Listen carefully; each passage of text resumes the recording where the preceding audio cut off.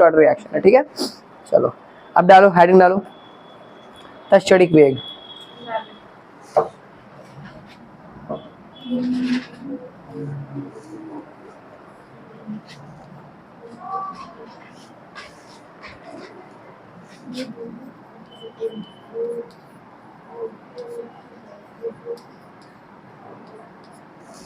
ठीक है, वेग या दर, ठीक है, तुम्हारे हिसाब से रख लो जो भी रखना चाहो।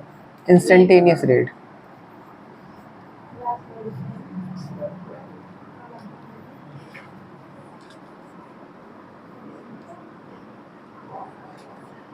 अच्छा। अब एवरेज वेलोसिटी में या एवरेज वेग में या किसे कहते हैं सामान्य या औसत दर में हम क्या करते थे भाई, रिएक्शन शुरू की, एक अंदाजा हो जाता था कि भाई रिएक्शन का रेट जो है, अब वो देखो उसमें ना एक उसमें मैं रेट यानी कि दर, वेलोसिटी यानी कि वेग, ठीक है, यानी कि स्पीड की बात हो रही है, कितनी तेजी से हो रहा है, इसको भी हम कह सकते हैं, ठीक है। अच्छा, एक चीज ये समझो बेटा कि जब भी हम ग्राफ बनाते हैं, एग्जाम्पल के तौर पे हम एक रिएक्शन का ग्राफ बना रहे हैं जिसमें उसकी कंसंट्रेशन यानी कि उसकी गाढ़ापन, उसकी सांद्रता और टाइम के बीच, तो तुम ये देखोगे कि ये ऐसा कुछ ग्राफ बनेगा। क्यों? देखो इसकी कंसंट्रेशन कम होती जा रही है, ठीक है। ये किसके लिए है होगा? जो रिएक्टेंट होगा, जो इधर होगा, रिएक्टेंट और प्रोडक्ट में जो इस तरफ होगा, जैसे एग्जांपल के तौर पे भाई मैंने पानी में रूह अफ़ज़ा मिलाया, ठीक है, तो ये R जो है वो पानी है और जो शरबत बन रहा है वो क्या है, P, तो उसकी कंसंट्रेशन में चेंज आ रहा है कि नहीं आ रहा है, उसके गाढ़ेपन में। भाई पानी में और रूह अफ़ज़े में, शरबत में कुछ ना कुछ तो गाढ़ापन होगा। ये चीज तो पहले से गाढ़ा, रूह अफ़ज़ा नहीं, जब पानी में आप मिला दोगे तब, ठीक है। तो अब क्या हो जाएगा, रिएक्टेंट से प्रोडक्ट में कन्वर्ट हो रहा है, तो इसका मतलब जो असली क्वांटिटी होगी वो रिएक्टेंट अपनी खो देगा जो इस साइड होगा, यानी कि पानी। और प्रोडक्ट में क्या होगा, प्रोडक्ट के लिए ग्राफ क्या हो जाएगा, बढ़ता हुआ, ठीक है, यानी कि ये बढ़ेगा और ये घटेगा। इसीलिए याद करो जब हमने लिखवाया था इसका फॉर्मूला, जब लिखवाया था हमने डेल्टा R बटे डेल्टा T, हाँ, तो डेल्टा R क्या था इसमें, रिएक्टेंट, तो ये माइनस में लिखते थे क्योंकि ये कम हो रहा था, और ये वाला डेल्टा P जो था वो किस में लिखते थे, delta P upon delta T, ये किस में रखते थे, प्लस में, क्यों, क्योंकि ये बढ़ रहा था। तो जब कंसंट्रेशन और टाइम ग्राफ की बात होगी तो रिएक्टेंट में वो कम होगा और प्रोडक्ट में क्या होगा, बढ़ेगा। समझ गए, ग्राफ समझ में आ गया, ग्राफ है इसमें, बट ये है कि थोड़ा, ये देखो ग्राफ बना हुआ है, देखो ध्यान से, ठीक है, देख रहे हो, कम हो रहा है और ये बढ़ता जा रहा है, ठीक। इसको, इस चैप्टर को हम इंग्लिश में अपलोड करेंगे आज से लगभग 2 हफ्ते के बाद, जिसमें पूरा ग्राफ बनते हुए उसका एनिमेशन और सब कुछ आपको मिलेगा। तो अगर इसके बाद वो पूरी चैप्टर जो होगा पूरा इंग्लिश में होगा, ठीक है। तो आपको टर्म समझने के बजाय अगर ग्राफ और इनकी सारी चीजें, फिगर समझने होंगे तो आप उसको देख लेना, ठीक है। चलो अब इंस्टेंटेनियस रेट को समझते हैं कि होता क्या है।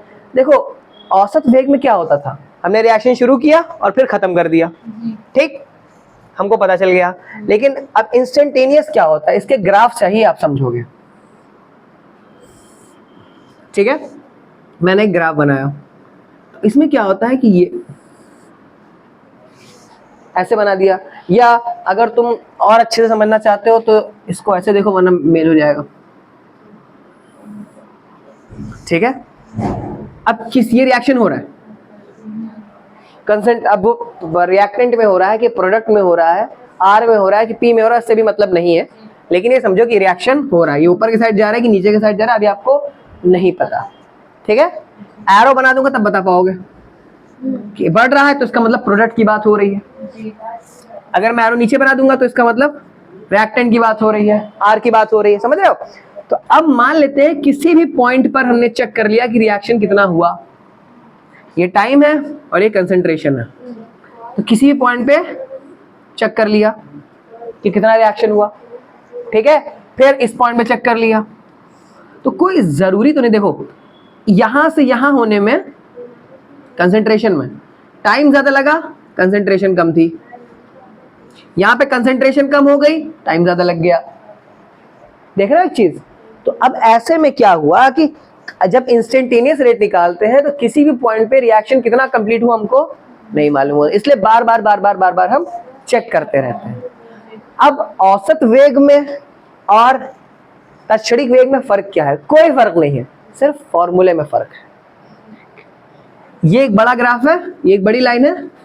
अब मुझे इसके इतने हिस्से का लिया कि इस पॉइंट से इस पॉइंट में, यानी कि मान लेते हैं इसको ये R1 और ये R2, ठीक है। इस पॉइंट में ये पॉइंट भी तो इसको कह सकता हूं मैं, ये पॉइंट और इस पॉइंट में कितना कन्वर्ट हुआ, अगर मैं उसका वो निकाल लूं तो मुझे पता चल जाएगा कि पूरा कितनी देर में होगा कि नहीं होगा।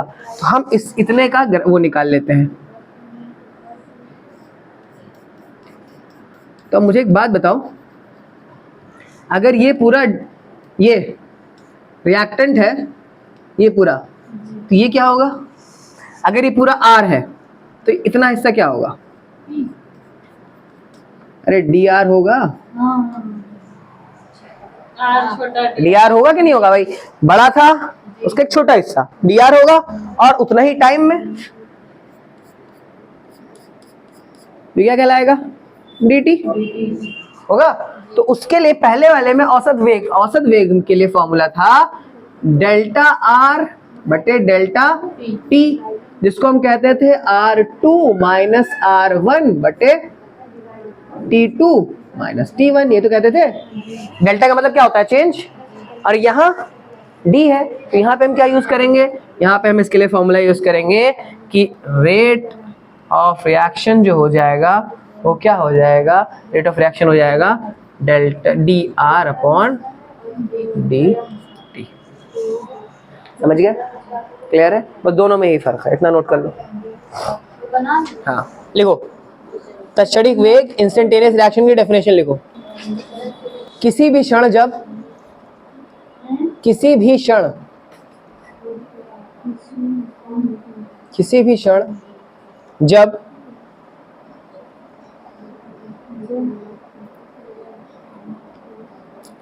अभिकारक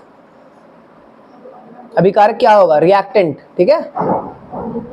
अभिकारक या उत्पाद मतलब प्रोडक्ट, चाहो तो P और R लिख लेना चाहो तो, ठीक है। अभिकारक सांद्रता में होने वाले परिवर्तन, अभिकारक या उत्पाद की सांद्रता में हुए परिवर्तन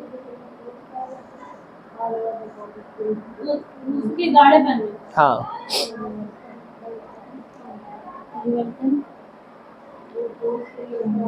को देखना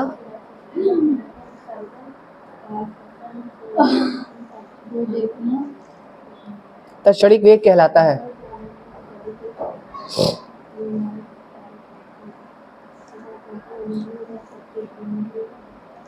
एक बार डेफिनेशन को फिर से समझ लो कि किसी भी पॉइंट पर कंसंट्रेशन और रिएक्टेंट और प्रोडक्ट, समझ रहे हो? किसी भी पॉइंट पर ये चेक कर लिया जाए, किसी भी टाइम पे ये चेक कर लिया जाए कि कितना कंप्लीट हुआ है, ठीक है।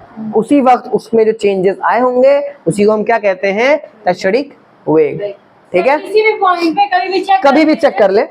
अब औसत वेग में क्या होता था कि भाई हमने 5 मिनट बाद चेक किया, 5 मिनट बाद भैया 20% कंप्लीट हुआ, तो क्योंकि एक औसत के हिसाब से चल रहा है वो, तो अब जब 5 मिनट में 10% हुआ मान लेते हैं, तो 10 मिनट में कितना होगा? 20%। एक अंदाजा हो जाएगा। 20 मिनट में कितना होगा? 40%, ठीक है। 30 मिनट में कितना हो जाएगा? 60%। तो एक अंदाजा रहेगा कि भैया आधे घंटे के अंदर में रिएक्शन कंप्लीट हो जाएगा, ठीक। ये तो है औसत वेग। लेकिन कुछ रिएक्शंस ऐसे हुए जो कि भैया 5 मिनट तक बहुत तेजी से हुए, मतलब 5 मिनट में 50% हो गए, फिर हर 1 घंटे में 1% बढ़ने लगे, तो इसका मतलब उनके औसत वेग में चेंज आ गया।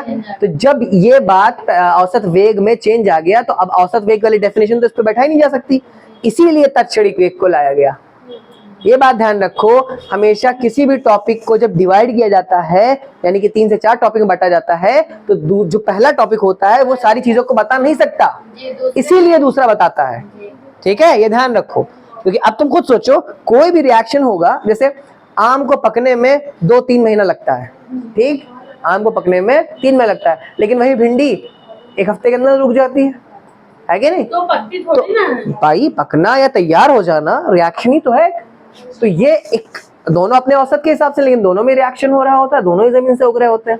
तो इसकी डेफिनेशन को समझाने के लिए ये पे इंस्टेंटेनियस रिएक्शन को लाया गया, तत्क्षणिक वेग को लाया गया। जब चीजें औसत वेग के हिसाब से नहीं समझ पाई, तब किसको लाया गया? तत्क्षणिक वेग में। ठीक है, समझ गए?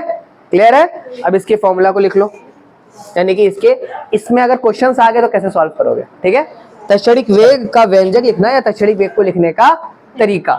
चलो अब आप पहले समझ लेते हैं। ठीक, हमने कैसे पढ़ा था? हमने पढ़ा था a प्लस बी क्या बनता था? c प्लस d, यही तो बन रहा था। इतना क्लियर है आप लोगों को कि a प्लस बी क्या बन रहा है? c प्लस d बन रहा है। तो अब वहां हम डेल्टा a यूज करते थे। ठीक है, अब a के लिए क्या हो जाएगा? dA अपॉन dt, यही तो होगा। तो क्या हो जाएगा? dA अपॉन, अच्छा प्लस का कि माइनस का? माइनस का, क्योंकि रिएक्टेंट है। ठीक है, बराबर dB अपॉन dt, ये भी किसका? माइनस का। कन्वर्ट हो रहा है किसमें? BC अपॉन dt में, ये किसका? प्लस का, बराबर डी बटे dt, इसका प्लस का। अगर शुरुआती चीजें नहीं समझी होंगी तो ये टर्म समझ में नहीं आएंगे। भाई हम बटे में क्यों लिख रहे हैं? क्योंकि हमने पढ़ा था कि रिएक्शन क्या होता है, रेट ऑफ रिएक्शन क्या होता है भैया? डेल्टा सी बटे डेल्टा टी। तो यानी कि कंसेंट्रेशन, तो कंसेंट्रेशन ऑफ ए का कंसेंट्रेशन, ए की सांद्रता बटे टाइम, फिर बी की सांद्रता बटे टाइम, फिर सी की सांद्रता बटे टाइम, फिर डी की सांद्रता बटे टाइम। यानी कि इसको हमने सी हटा करके, यानी कि कंसंट्रेशन का सी हटा करके जो चीजें बदल रही थी हमने उसको लिख लिया। यहाँ तक तो कोई डाउट नहीं है? पक्का शिबा? घाव नहीं? ठीक है। और हमने जब वो पढ़ा था, इधर जब हमने स्क्योमेट्रिक कोफिशिएंट पढ़ा था, रस समीकरणीय, तो उसमें हमने क्या यूज किया था भाई? N1A याद है? प्लस N2A क्या बनता था? Sorry, M2B। ठीक है, क्या बनता था? M1C प्लस M2B, ये बनता था ना। स्क्योमेट्रिक कोफिशिएंट अगर हो, इसके आगे पीछे नंबर्स लगे हुए हो तो एक बढ़ता था ना।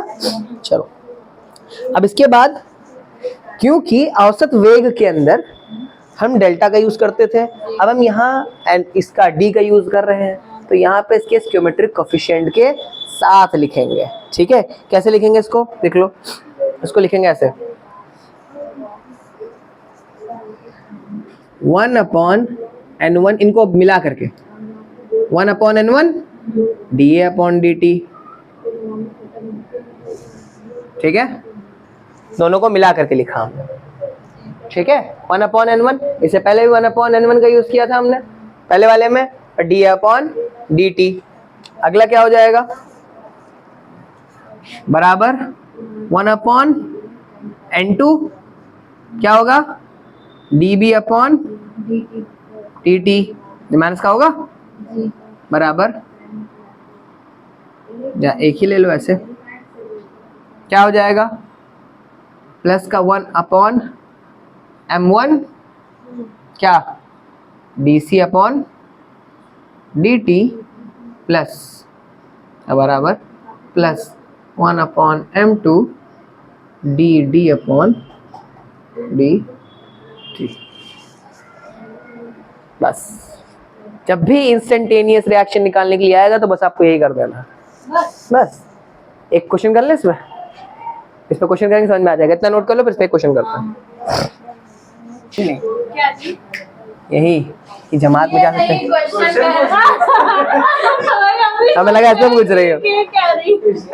3:2 तुम्हारे लिए लायक है। भाई हम कह रहे कि ये भाई किस चीज के जवाब दिए 2NH3 हाँ तुम्हारे लोग के लिए ही है। हम लोग कर ले। अरे फॉर्मूला पे रखना है बस। मुझे लगा मोहल्ले वाले इससे लगाए थे भाई हम। करा ले।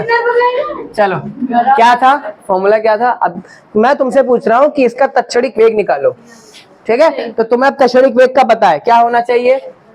माइनस का n1 upon dA upon dt, ठीक है, बराबर माइनस का 1 upon n2 dB upon dt, ठीक है? क्या बनता है? या बराबर ही लगा लो, कोई ऐसी प्रॉब्लम नहीं है, बराबर तो बात तो एक ही पड़ेगी। 1 upon m1 dC upon dt, ठीक है, और बराबर प्लस का प्लस तो आगे लगा ही रहता है, m2 dd अपॉन dt, ठीक है? अब ये n1 n2 m1 m2 क्या है, ये आपको दिमाग में रखना है। ये क्या है? रस समीकरणी है, ठीक है, जिसका मतलब स्क्यूमेट्रिक कोफिशिएंट, यानी कि ये जो आगे लगे रहते हैं ये, तो इसमें तो लगा नहीं है तो इसका 1 मान लेंगे, इसमें लगा था 1 मान लेते हैं, तो ये हो जाएगा माइनस का 1 अपॉन 1 dA की जगह क्या है? नंबर होगा वो dA की जगह क्या है? dA की जगह क्या है? n2 है। dA की जगह क्या है? n2 है कि नहीं? तो ये हो जाएगा dn2, और टाइम का तो पता नहीं है, टाइम अगर पता तो टाइम नीचे रख देते, तो ये dt, ठीक, बराबर माइनस का, अब यहाँ 3 है तो 1 अपॉन 3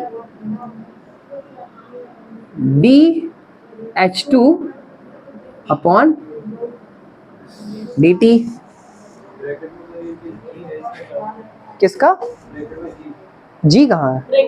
ये गैस है, N2 गैस, ठीक है? अगर हाँ आगे सही, अच्छा सवाल पूछ लिया तुमने।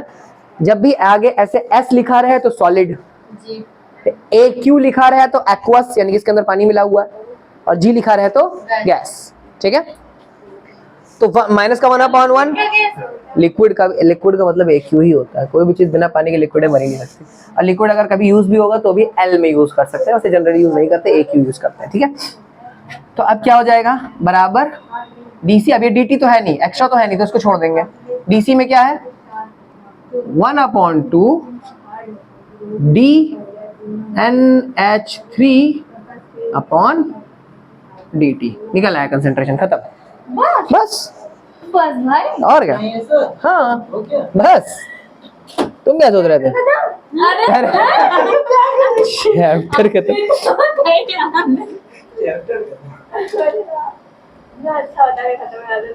ये हम भी सोचते हैं पर ऐसा ठीक है, अब इंस्टेंटेनियस रिएक्शन के क्वेश्चंस कर लोगे। अब एक और कराते हैं, अभी आगे आएगा, अभी एक क्वेश्चन ही कराते रह जाएंगे फिर हम। जल्दी नोट करिए, चलो रुक जाइए अब चलते हैं प्रारंभिक वेग के ऊपर। हेडिंग डालो प्रारंभिक वेग। यहाँ तक क्लियर है ना हर चीजें? डाउट तो नहीं? थोड़ा सा भी डाउट ना रखना बिल्कुल भी, वरना डाउट ही में डॉट हो जाओगे।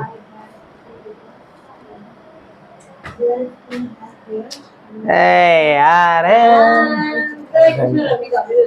यूट्यूब पर देख लियो।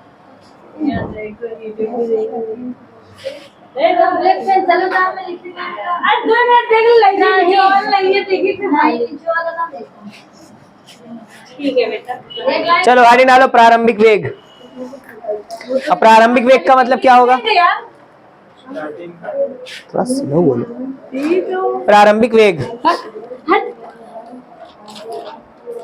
अब प्रारंभिक वेग मतलब क्या होगा? एग्जाम्पल सोचो। शुरू का इनिशियल, यानी उस टाइम पे t कितना होगा? इनिशियल वेलोसिटी t 0, यानी कि जब भी t 0 हो जाएगा, मतलब t 0 के बाद जब होगी, तो इसका मतलब क्या है? प्रारंभिक वेग। तो प्रारंभिक वेग लिखो डेफिनेशन।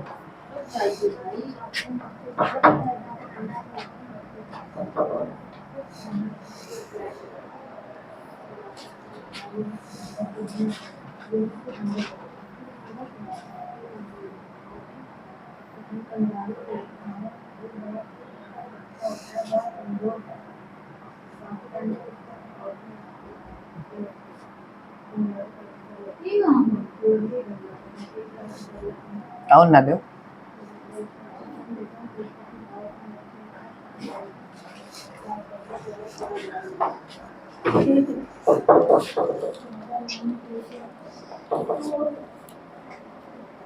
लिखो डेफिनेशन इसकी, लिख लो जल्दी से। इसको कहते हैं इनिशियल वेलोसिटी। अभी तक नहीं पूरा हुआ शिवा तुम्हारा है।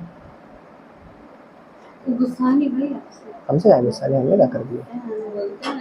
देखिए नोटिस नहीं करो। बोलिए तो जाइए। जब शुरू में t बराबर 0 हो,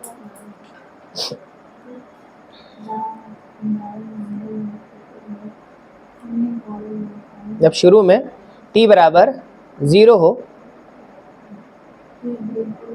उस समय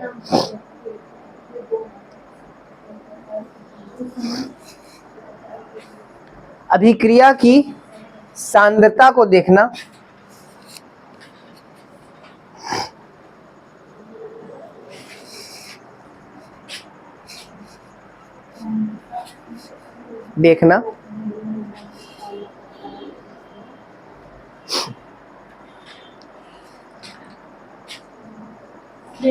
प्रारंभिक वेग कहलाता है। देखने का मतलब यह नहीं कि उसको देखना, यानी कि उसको एग्जामिन करना, उसको समझना कि अभी स्टार्टिंग में कितना है। ठीक है, ये बहुत सिंपल भाषा में लिखवा रहा हूं मैं।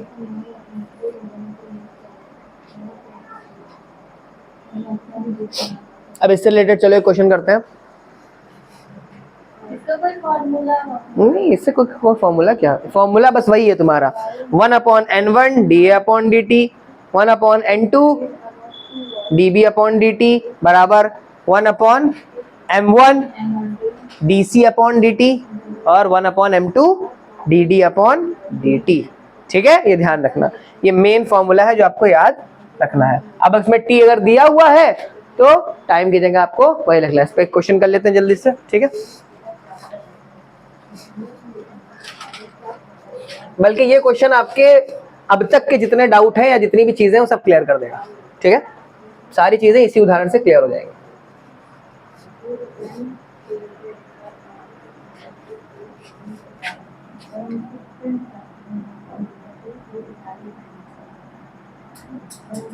जादू हो रहा है।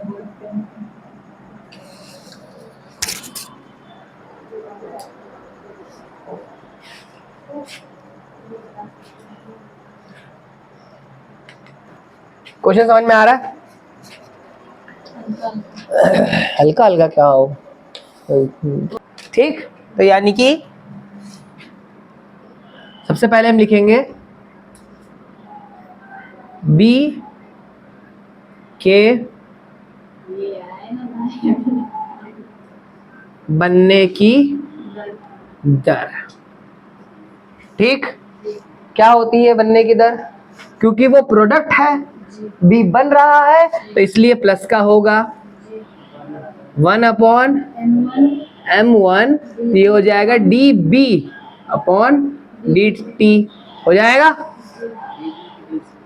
DC तो फॉर्मूले में था ना, लेकिन अब वो C की जगह क्या है? B। ठीक है, तो dB/dt। ठीक, अब रिएक्शन क्या था? 2A क्या है? 4B into plus 4C। Stoichiometric coefficient m की जगह रख दोगे? नहीं रख दोगे? तो क्या बन जाएगा यहाँ पे? 1/4 है ना, dB/dt। तो dB/dt क्या है? इतनी तेजी से इतना बढ़ा। अब जब चेंज 10 सेकंड के बाद देखा तो dB/dt कितना बन चुका था? 5 × 10 की पावर -3। ठीक है, कितना बन चुका था? 5 × 10 की पावर -3। ठीक है, कितनी सेकंड में? 10 सेकंड बाद जब हमने देखा, ठीक है। तो ये क्या हो गया, अब 10 ऊपर जाएगा, ये हो जाएगा 1/4 गुणे 5 गुणे 10 की पावर माइनस का 3 गुणे 10 की पावर माइनस का 1। आपने जो कहा था 4 आएगा। 1/4 गुणे 5 गुणे माइनस बेस सेम होने पे पावर प्लस हो जाती है, तो माइनस माइनस प्लस 10 की पावर माइनस का वो प्लस का 4 भाई, प्लस का 4 गलत। माइनस माइनस प्लस साइन उसका लगेगा जो बड़ा होता है, 3 बड़ा है तो माइनस का, साइन, ठीक है। तो साइन ठीक, क्या निकल आया ये इसके बनने की कंसंट्रेशन पता चल गई। जी, ये जो वो था ना, क्या कहते हैं, इतनी तेजी से बढ़ रहा है। बढ़ रहा है, यानी कि रेट ऑफ रिएक्शन पता चल गया आपको। ROR रेट ऑफ रिएक्शन निकाल रहे, DC अपॉन DT, तो ये वही तो निकला है, हाँ, समझ में आ गया। अब तुम्हारा एक हिस्सा हल हो गया कि भैया इतनी तेजी से बढ़ रहा है, ठीक। चलो ये B बन गया ना। अब हिस्सा दूसरा हमें क्या कह रहा है, A कितनी तेजी से खत्म हो रहा है, तो A क्या है 2, ठीक। तो ये हो जाएगा माइनस का 1/N1 क्या है dA अपॉन dt, ठीक। तो dA किसके बराबर होता है, ये बराबर में फॉर्मूले में देखो लिखा हुआ है प्लस का 1/M1 dC अपॉन dt, तो dC की जगह क्या रखा है हमने dB अपॉन dt। ये पूरी वैल्यू हम निकाल चुके हैं, हाँ ये दोनों बराबर है, फॉर्मूले में देखो बराबर लिखा है ना, मैंने ऐसे लाइन खींची है उसकी जगह कहीं बराबर भी यूज किया है मैंने, देख रहे हो कंसंट्रेशन तो सब में बराबर ही है। तो क्या है 1/M1 dB अपॉन dt है। तो अब 1/M1 dB अपॉन dt निकाल चुके हो कितना है, यानी कि रेट ऑफ द रिएक्शन निकाल चुके हो कितना, ये हो जाएगा N2 की वैल्यू कितनी है, तो माइनस का 1/2 dA अपॉन dt बराबर किसके हो जाएगा 1/4, 5 मल्टीप्लाई बाय 10 की पावर माइनस का 4, 5 मल्टीप्लाई बाय 10 की पावर माइनस का 4/4, या ऐसे रखने के बजाय ऐसे भी रख लो तो भी कोई दिक्कत नहीं है। 1/4 गुणे 5 मल्टीप्लाई बाय 10 की पावर माइनस का 4, ठीक। तुम्हें डी अपॉन dt तो पता करना है, तो उधर चला जाएगा तो कितना हो जाएगा माइनस का dA अपॉन dt। ये माइनस क्या बता रहा है तुमको कि ये A खत्म हो रहा है, इसका प्लस तुम्हें क्या बता रहा है कि ये बढ़ रहा है, तो ये हो जाएगा कितना 2 पर चला जाएगा, ये हो जाएगा 2/4, 5 मल्टीप्लाई बाय 10 की पावर माइनस का 4, ठीक। 2 एकन्नम 2 दूनी, माइनस का dA अपॉन dt हो जाएगा 1/2 गुणे 5 गुणे 10 की पावर माइनस का 4। ये एक खत्म होने की दर है और रेट, और ये इसका बढ़ने की दर है। अब समझ में आया, ठीक।